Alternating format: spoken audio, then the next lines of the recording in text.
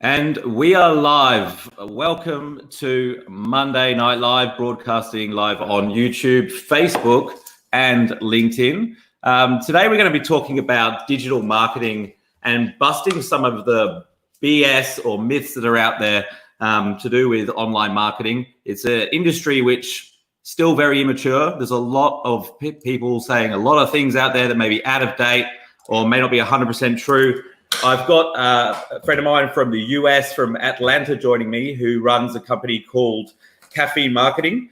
And Evan, would you tell us a bit about your background for those people that may not have come across you before? Yeah, for sure. So I run Caffeine Marketing here in Atlanta, and I'm also a small business investor. So I'm a partner in I think it's 6, 7 companies at this point, and function as the CMO. Most of them are online businesses or e-commerce. So my background really is marketing for small companies. And when you say small companies, what sort of turnover are we talking about? Yeah, generally less than 50 million. And then a lot of the companies that I'm a partner in are less than 5 million. So our goal for those is to acquire them and then 2 to 3x them and then turn around and sell them after 2 to 3 years. So yeah, perfect. It sounds like you've done well with your track record in growing businesses with digital marketing. Before I ran a LinkedIn marketing agency, I started 8-9 years ago. I was in online marketing as a strategist. So I've watched the industry evolve. I use a lot of other stuff other than LinkedIn in my own business. So before we jump into some of the topics of discussion, I want to invite all the guys that are joining us across all the different platforms. If they want to drop any questions about online marketing specifically for the both of us, please do drop them in the chat. We'll be addressing some of them as we go. All right, so let's get into it. What do you think is some of the things that you see people doing wrong or business owners doing wrong in the online marketing world? What are some of the common pitfalls?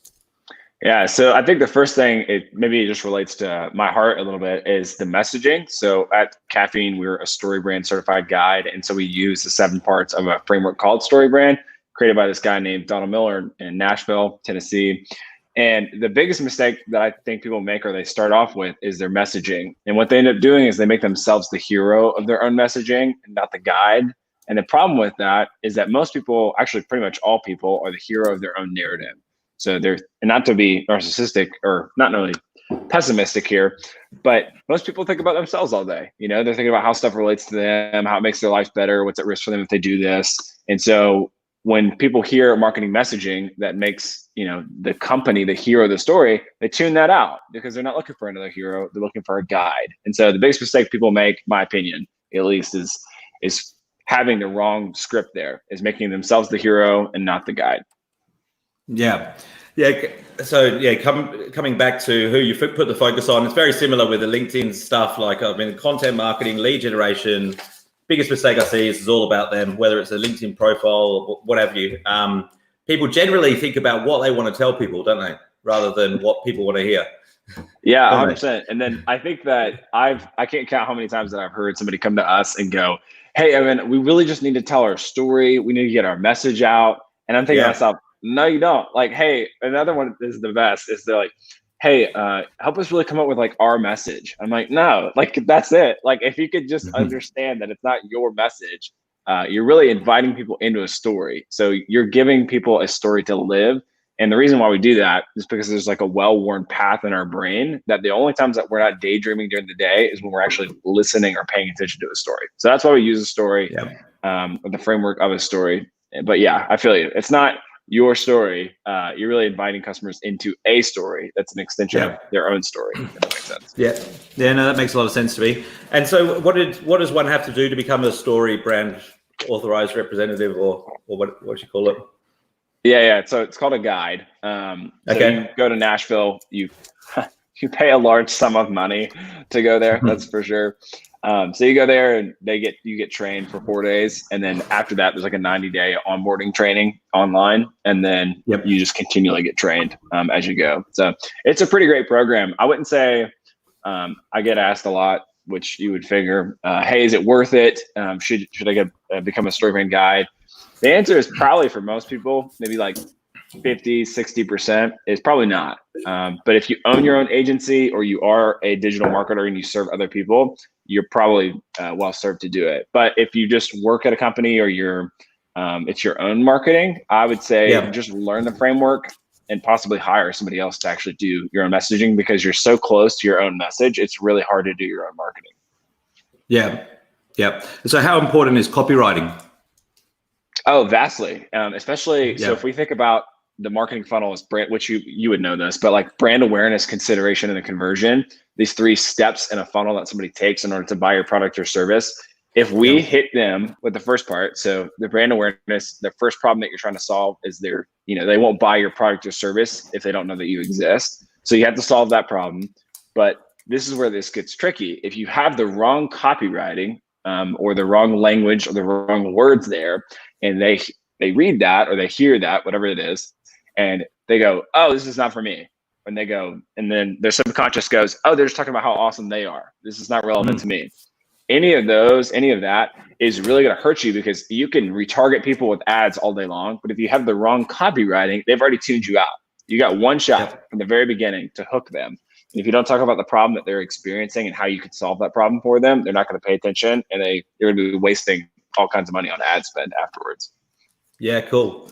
That makes 100% sense. So let's talk about websites and traffic and conversions. So obviously what we're talking about, the copywriting and getting the messaging right, will help with conversions. What about getting traffic to a website?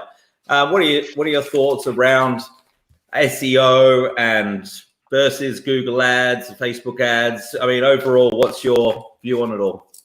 Yeah, well, I know that we're talking about mistakes here, but I feel for business owners a lot, because what happens is they hear something on a podcast and they go, oh, I'm going to try that. It's like almost an ADD kind of thing where they just throw money on the wall and hope something sticks, and thinking, all right, maybe this will help me grow my company, or maybe this will. And they don't understand the strategy and how to create a holistic approach to the whole thing. So they do one-offs, and occasionally they struck gold. And so it's almost like gambling in a way. So they keep trying random things and hope that it works. So to go back, there's a lot of really great ways to build traffic in your website, but it's got to be the right traffic. And then also it's got to be part of a holistic marketing funnel, because if your website sucks and you don't have a sales funnel for when they come onto your website, then you're really kind of shooting yourself in the foot, because again, the similar principle that we just talked about with the messaging is that you've got one shot. And so once they go onto your website, if they are not intrigued or they're turned off by how bad your website is, they're not going to come back, because they're going to think, oh, I already understand that is not for me. So I, like, for example of a company that I was just on the phone with yesterday, they had really cheap traffic. And so they were thinking about cost per click. But really, I care about cost per click and impressions. Those do matter. But what I really care is about our clients making money. And so I want to be able to track the return on investment for them. And so if they're just, if all they know is cost per click, they're really not, I don't want to say uneducated, but they're in the dark, really, because they can't make intelligent decisions at that point to grow their company. The cost per click is helpful, but it's not going to help them grow their company. So I guess the last part here would be SEO is important. Google ads are important. Facebook ads are important. But if you don't know how to leverage it correctly and focus on it correctly, you're going to misappropriate those resources, and you're not going to be able to grow your company. Yeah. And for those of you that have just tuned in, we're talking about online marketing myths. We've just covered some things about SEO and how to drive traffic to your website. Paul Hodgson's actually just asked a question that may be relevant. I'll pop it up on the screen. We can talk a little bit more about the best mediums you found to get people in your funnel. I mean, again, I guess this is going to depend on the business, isn't it? But tell us, in your experience, maybe with your own business, what have you found to work the best? Yeah. So if we're talking about getting them into the funnel, so the very first part of the funnel being that brand awareness, YouTube ads are actually really inexpensive. I don't leverage them all the time, but if we're talking about what's the best way, if you can make it work, it's really, I don't want to say it's hit and miss, but you have to have great video content and really engaging ad. But if you can figure that out, that's why you see all these people, like the Ty Lopez's or whatever, with their fancy cars and crazy ads, because they've found something that works and then they scale it on YouTube ads. They might use Facebook ads, but it's mainly for retargeting. So if you can figure out YouTube ads, it's kind of tricky, but that would be great. If not, I really do love Facebook ads because it's really easy to scale that audience, especially for the first, $500-$600 per day. So once you get past that, you might want to check out other platforms. So I really do like that. And when I mean Facebook ads, I also mean Instagram because they own Instagram. Yeah. And then LinkedIn, obviously you're a big LinkedIn fan. LinkedIn is really great. What I found is that there has to be the margin. This is just my 2 cents here for that particular product or service on LinkedIn, because from my experience, LinkedIn is more expensive because there's a floor on that pricing. So there's like a minimum cost per impression. And so if you don't have the margin in your product or service, you don't have a great sales funnel, you can waste a lot of money on LinkedIn. But at the same time, LinkedIn can be a really great choice if you've got the sales funnel and you know who you're targeting. You got that nailed down. Yeah. And of course, on LinkedIn, we're getting a lot of organic reach as well. Like if you've got the content that can get out there without investing anything, that's a great way to build your brand and your audience and drive people into your funnel that way, using lead magnets and things like that. How important is social media, do you think, overall? Well, as far as myths or mistakes go, I would say, I think aside from LinkedIn, I would say it's too much of a focus.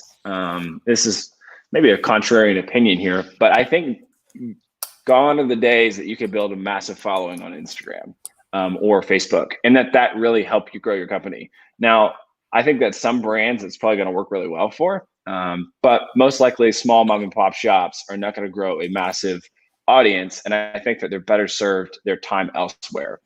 LinkedIn, like you mentioned, still has some pretty good organic reach, and so I think like even this video is a version of like a great way to do that.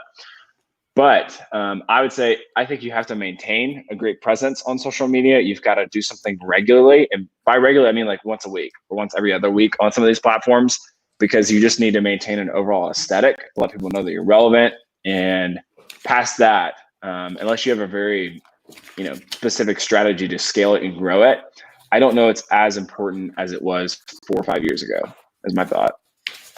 Yeah. Okay. Interesting.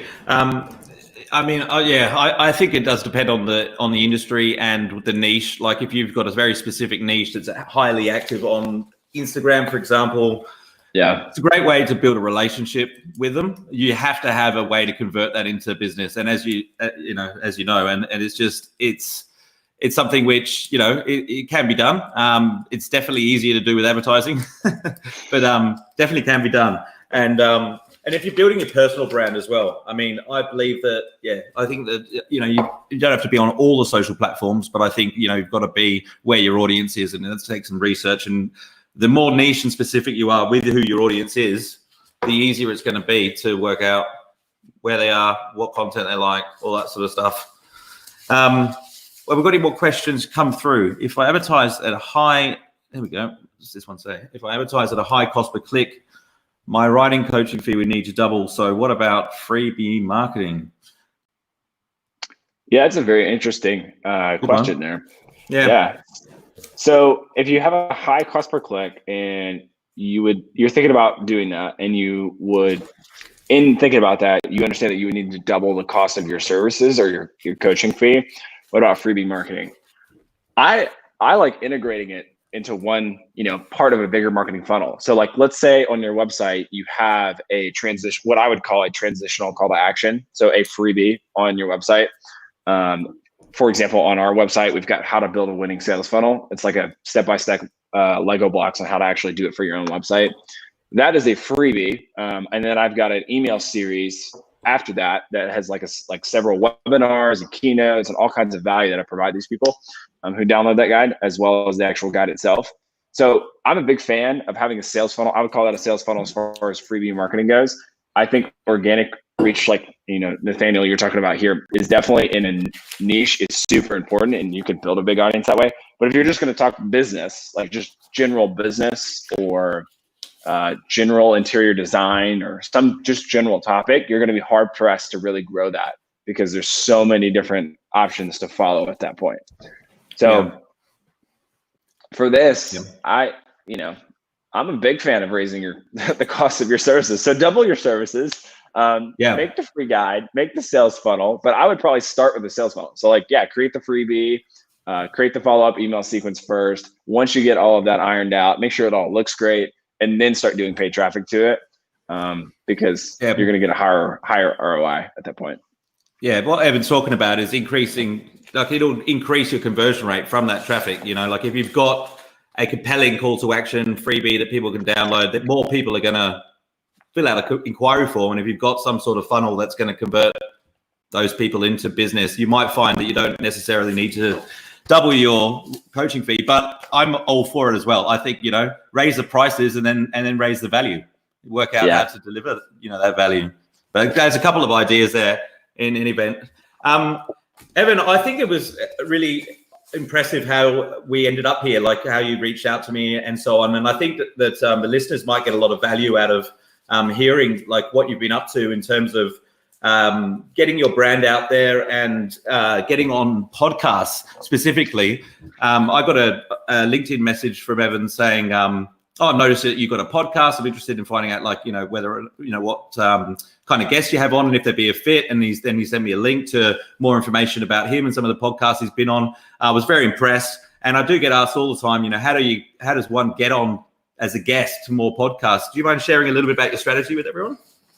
Yeah, for sure. So I think with my specific approach, it may not be applicable for everybody, but I'll just walk people through it. So I'm genuinely interested in starting my own podcast. For me, I'm trying to do like a cost benefit analysis of it. I'm also trying to learn. And along the way, I've actually gotten some really like super, super helpful insights. So that to me is the first connection, is like to reach out to people and, you know, DM them who have a podcast and say, hey, can you tell me about your experience? What are some pitfalls that you have? And really, like I feel like I need to not necessarily write a book, but I'll have a long article come out at some point with all that great feedback. So that's my introduction to people. And then after that, I chit chat with them about their topic. I'll ask follow-up questions. You know, I really do appreciate these people taking the time to share. Some of them will actually write out like several pages of notes and then, you know, build relationships from this sort of stuff. So it's really cool. Then the next step is that if it is like a good fit or whatever, then I'll say, hey, you know what? You know, would love to come on to your podcast if you're willing, if you're ever looking for guests, or if there's some other way that I could serve you, let me know. So in that, my heart is kind of like, hey, if I can be of value to here, if you ever want additional guests, here's my background or whatever. And then also if there's some other way to serve you, just to try and take more of like I'm not trying to take from people, you know, I mean, value add approach, yeah, for sure. And then the other part that, you know, you mentioned, Nathaniel, is I built out a page on my personal brand website, just for podcast guests, like as a way to just really condense a lot of information really quickly, because what I found is a lot of people ask the same questions. So like, you know, tell us about your story, or like, what do you think you could add, or what are potential questions, or any of that jazz, or like, what are podcasts you've been on? That's one of the first one that people will ask if you want to be a podcast guest. And so if you have all the information for them and a great looking website, I feel like that boosts the, I would say authority is probably the right word, or the credibility is another way to put it that. And so, you know, so far it's worked. I think I've been on over 50 podcasts this year. And it's been really cool. I mean, I will like, this is, it's all a learning thing for me at this point. You know what I mean?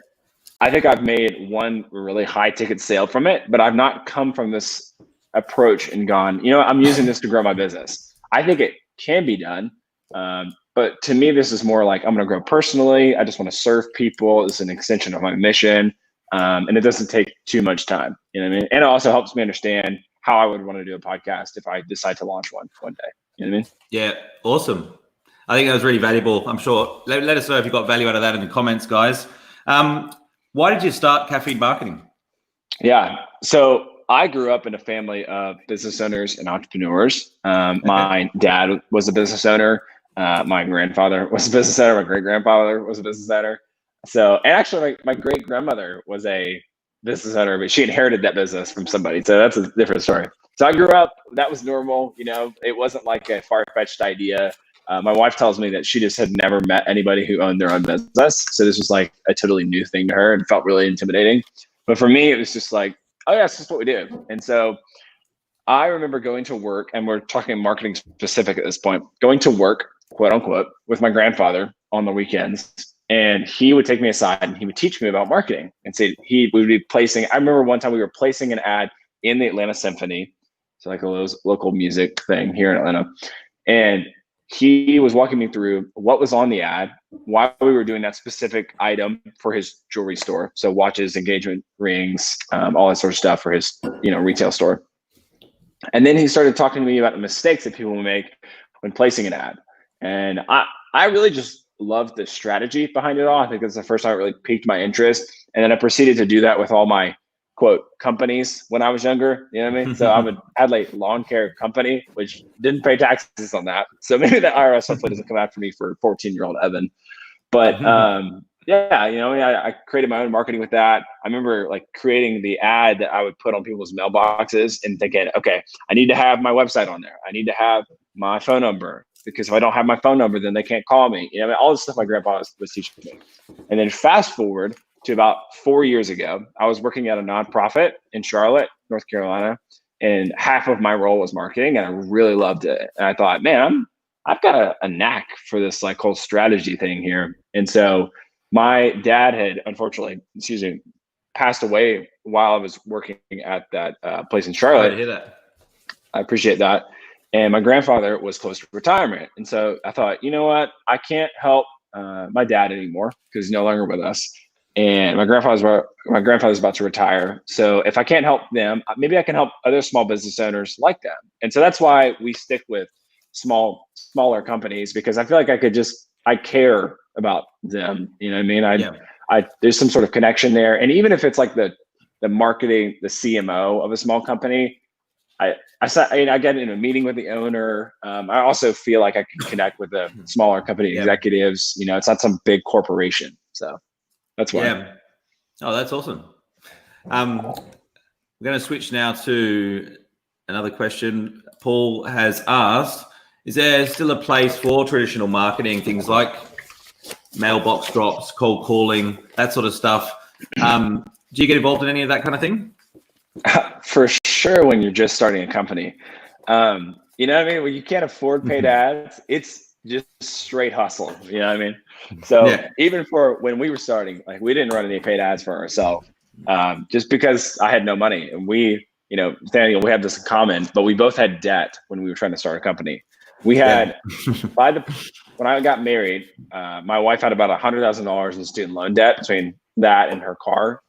And so I think we paid off 30 grand of that by the time that I was trying to start Caffeine, but I was trying to balance that and also start a company. And so, it was hard to appropriate funds. Like, do I take this chunk of money? Do I put it towards student loans, or do I put it back into the company? So try to balance that. And so I found that traditional marketing, maybe in the hand-to-hand combat space, is what I use to actually get a proof of concept of, hey, are people willing to buy this service?